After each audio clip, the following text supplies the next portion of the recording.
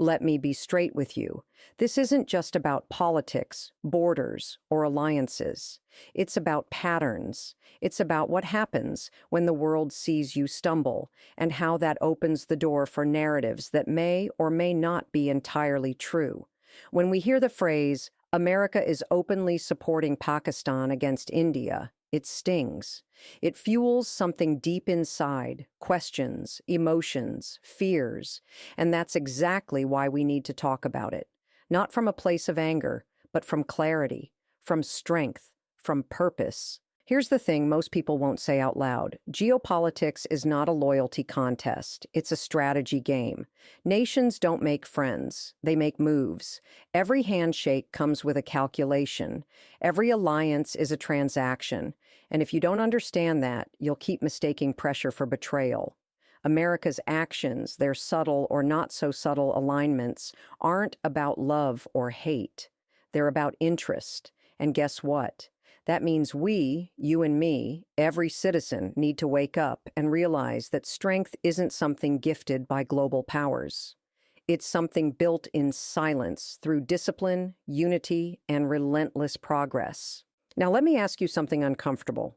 When did we start waiting for validation from another nation to define our worth? When did we allow a shift in global stance to shake our confidence? We need to stop acting like we're victims of perception and start acting like creators of legacy.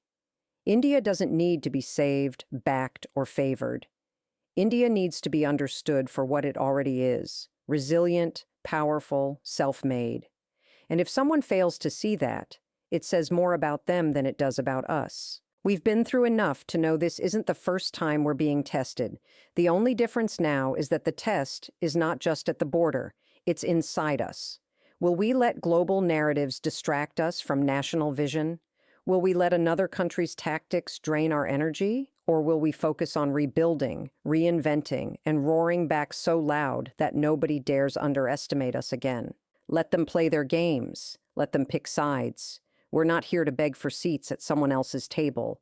We're here to build the damn table, brick by brick, step by step, with our innovation, our discipline, and our unity. And listen to me. If you're watching the news, feeling frustrated, confused, or even betrayed, you're not alone. We all feel it.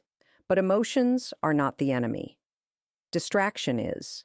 If you're mad, get mad. Then get focused. Take that energy and put it into something useful, into learning, into growing, into contributing to your country in a way that doesn't require approval from the West or applause from anyone else. Be the solution, not just the noise. We don't need to shout louder. We need to stand taller. Let the world watch, not because we asked them to, but because we gave them something they couldn't ignore.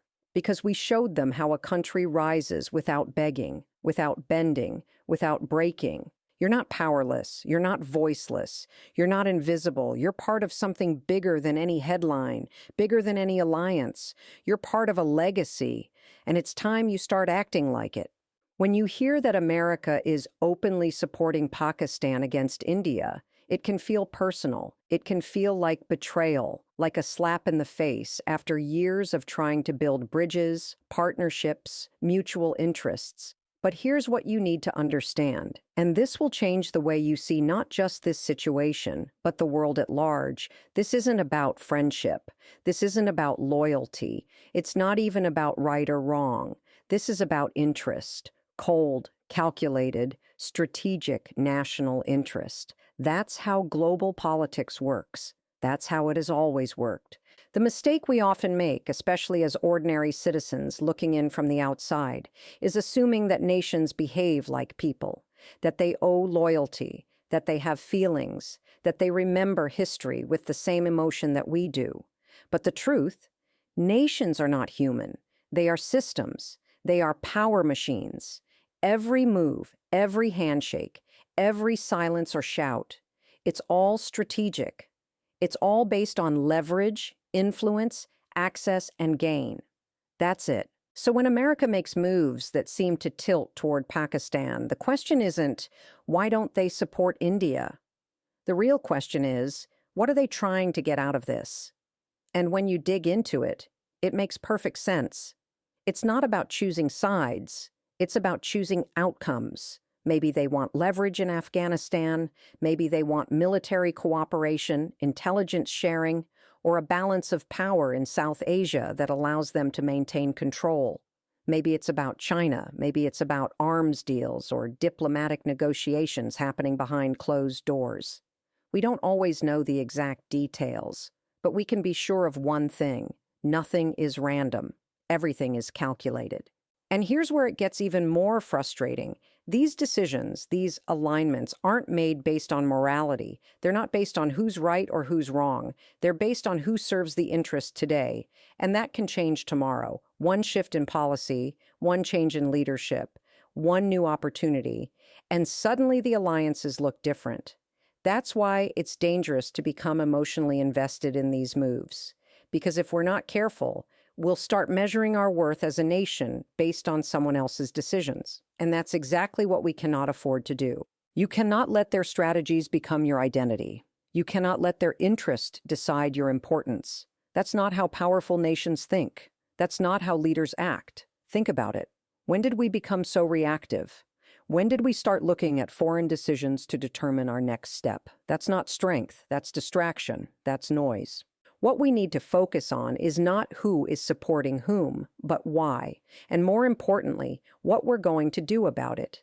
Because complaining doesn't shift power. Clarity does. Strength does. Consistency does. Instead of asking why America is doing what it's doing, we should be asking ourselves, how do we make ourselves so strategically important, so economically powerful, so technologically advanced, that no one can afford to ignore us? That's where the real power lies. Not in chasing support, but in becoming so essential that support becomes inevitable. Let them play their diplomatic games. Let them move their pieces on the global chessboard. You know what our job is? To stay grounded, to keep building, to turn every snub into fuel, every strategic shift into motivation. Because history has shown this time and again, alliances come and go. But national strength lasts when it's built from within.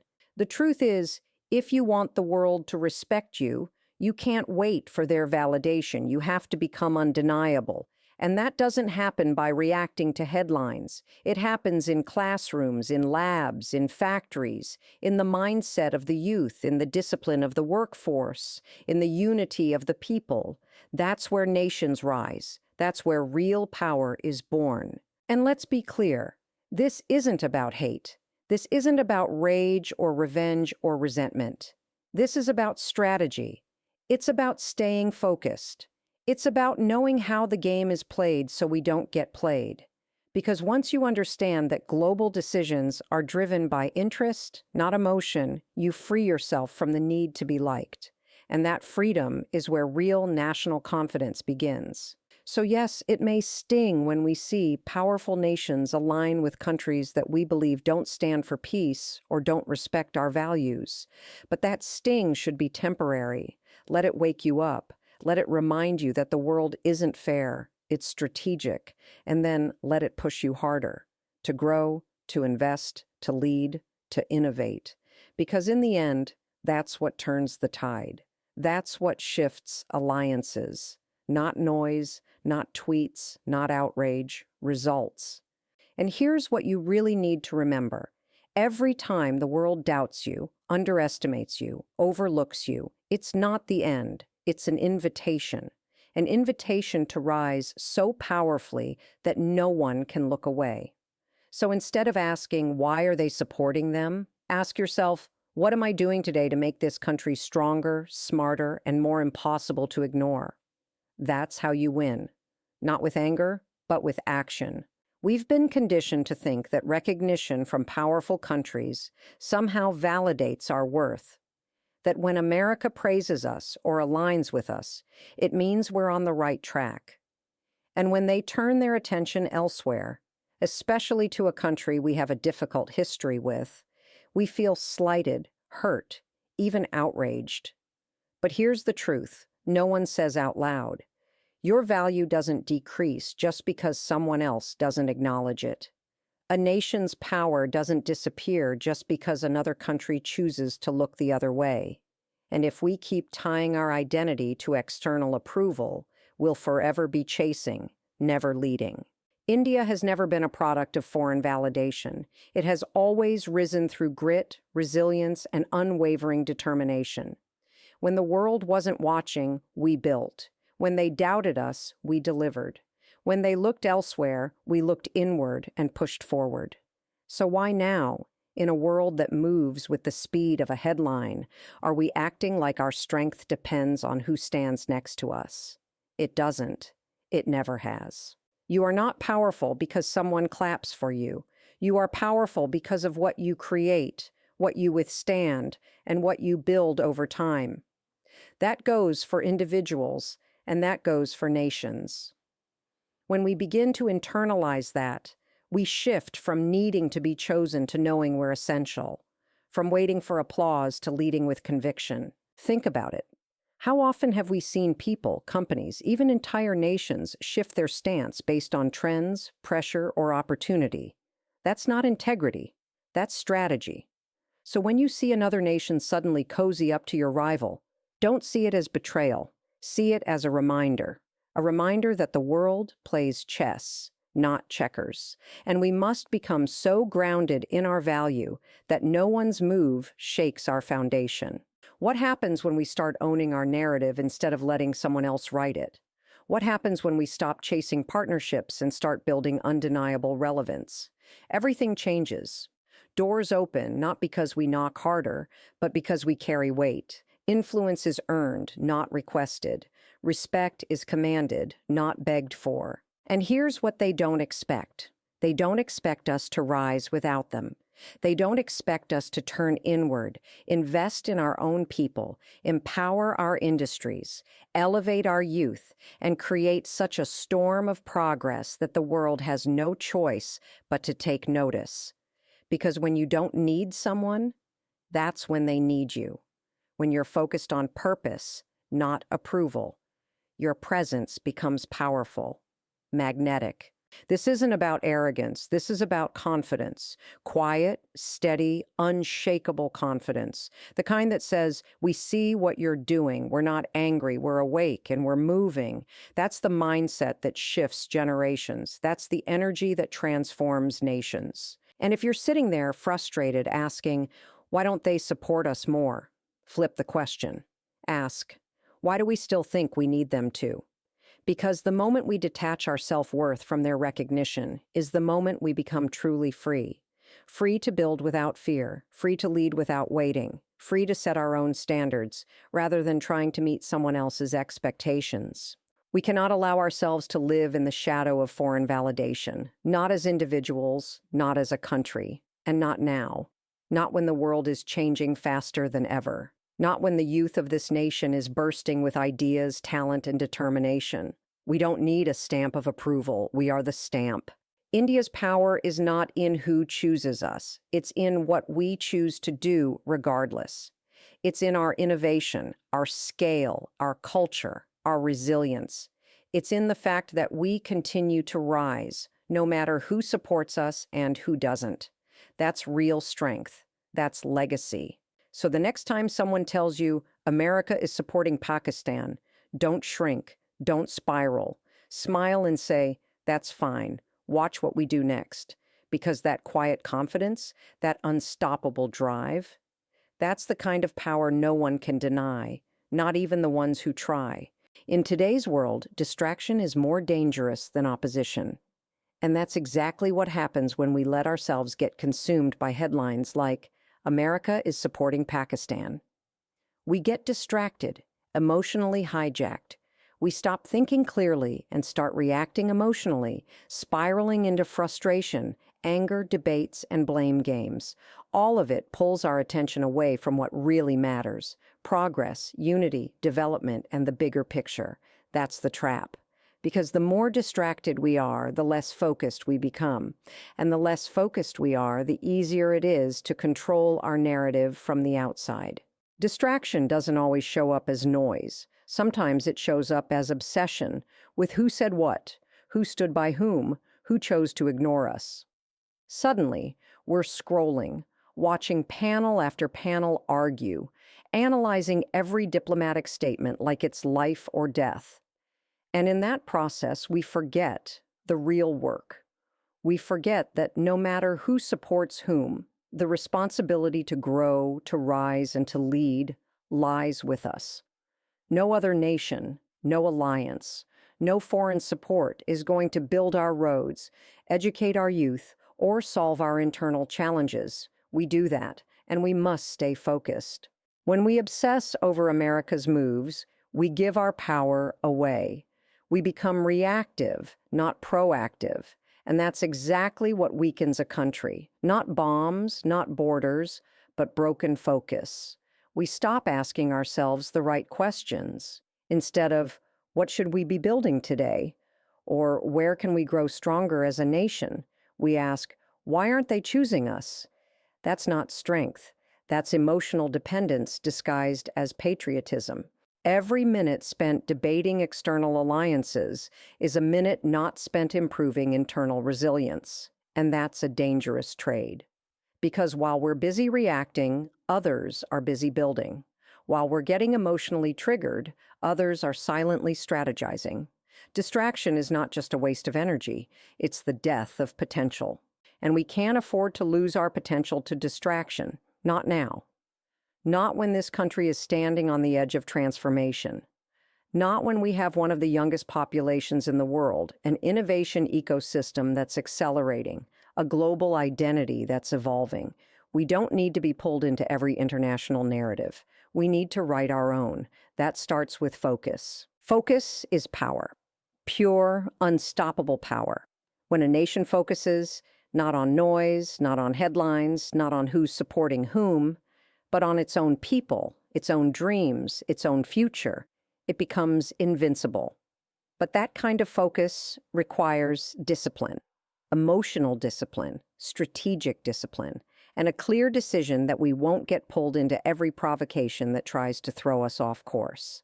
Let them talk, let them align, let them make their moves. That's what they're going to do anyway. Our power comes from our refusal to be thrown by it. Our strength lies in our ability to say, noted. Now let's get back to work. That mindset, calm, grounded, unshakable, is what separates nations that react from nations that rise. You don't prove your worth by constantly defending it. You prove your worth by delivering results so loud that no defense is needed. That's where India should keep its energy, in building, in solving, in scaling, not in obsessing over the world's shifting loyalties. Because the truth is, loyalty in international politics is like weather, changing, unpredictable, and rarely consistent. But progress, that's what creates lasting power. That's what makes you untouchable. And if you're someone sitting at home watching all this unfold, feeling like the ground is shifting, let me tell you this. You have more power than you realize. Your energy, your mindset, your decisions, they shape this country's momentum. You don't need to argue about politics to be patriotic. Just build, grow, educate, innovate. That's the real response. That's the real statement. We don't need louder voices. We need clearer direction. The world is watching, yes, but that's not the point. The point is, we are watching ourselves. And we owe it to this nation to stay focused on what matters most. We owe it to ourselves to not be swayed by every international headline, because at the end of the day, it's not what they do. It's what we do with it that defines the future. So yes, distraction may seem harmless, but over time, it weakens your focus, your intention, and your momentum. Don't fall for it. Keep your eyes on the bigger vision. Stay grounded in the work. Let others play their games. We're building a future, and that requires all of us to stay clear, stay calm, and stay focused. That's how real nations rise, not through outrage, through outcome. There is a big difference between demanding respect and commanding it. One is loud, reactionary, often rooted in insecurity. The other is quiet, steady, and built through consistent action. When you demand respect, it comes from a place of needing others to validate you. But when you command it, it's because you've already proven your worth without needing to say a word. That's what we have to understand in this moment. India doesn't need to yell louder, protest harder, or plead for the world to take its side. India needs to stand taller, let results speak, let progress roar. That's how respect is earned, not with emotion, but with undeniable presence. Right now, it might feel like we're being overlooked, maybe ignored, maybe even betrayed. Seeing America offer support, openly or subtly, to Pakistan can feel like a slap in the face. And the immediate instinct is to push back, to respond emotionally, to demand fairness. But what does that really achieve? At best, we get a few headlines. At worst, we expose our frustration and give others power over our emotional state. That's not how a strong nation acts. That's how a distracted one reacts. When you're truly powerful, you don't need to announce it. You don't need to chase recognition. You become so effective, so essential, so strategically brilliant that the world has no choice but to adjust to you. That's the kind of influence that lasts, and it's not built overnight. It's not built in newsrooms or social media trends. It's built in policy, in innovation, in infrastructure, in global leadership that speaks softly, but changes the game. It's not about how loud your response is. It's about how sharp your vision is. If America or any other global power chooses to stand with someone else, let them. That doesn't erase your worth. That doesn't make you less. It just makes the mission clearer. There's more work to do, more ground to claim, more truth to reveal through progress, not protest. Because when you become so good they can't ignore you, no alliance can overshadow your presence. And we're getting there, slowly, steadily. And that's exactly why we can't afford to get distracted now. This is not the time to waste energy shouting for attention.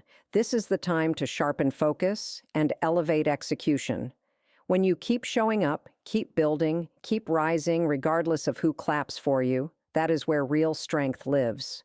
Respect that's earned through consistency is respect that lasts. It's not conditional. It's not performative. It becomes embedded in how the world sees you because you left them no other choice. Let them question us, let them assume we'll react emotionally, and then let us surprise them by doing the opposite, by responding with progress, by showing them what it means to rise with dignity, to grow without asking, to succeed without needing permission. That's how we flip the narrative, not by begging for support, but by becoming the standard others measure themselves against. And this mindset, it doesn't just apply to nations, it applies to people too. You want to be respected? Don't demand it. Live it. Embody it. Become so clear in your purpose, so rooted in your work, that your very presence speaks volumes. That's the shift we need as a nation and as individuals. Less emotion, more execution. Less need, more value. Less noise, more impact. The world respects power that doesn't chase approval. The world admires confidence that doesn't come from ego, but from consistent contribution. And that's exactly what India is capable of delivering. We don't need a megaphone. We need momentum. Because once you gain momentum, real, measurable, undeniable momentum, everything changes. The tables turn, the conversations shift. And suddenly, the very people who overlooked you are now reaching out, adjusting their strategies, trying to align with your progress. So don't worry about who's sitting at what table. Build your own. And make it so strong, so impactful that others have to come to you. That's how you command respect. That's how you shift power. That's how you become the force that no one can deny. Let others play politics. Let them build alliances. Let them test your patience. But don't let them shake your vision. Don't let them take your focus. Rise with silence. Lead with strength. And let your results be louder than their rhetoric. That's what legacy looks like. That's what real power sounds like. Not noise, but presence. Not demand, but command. And it's time we step into that. Not tomorrow. Not when someone else supports us. Now.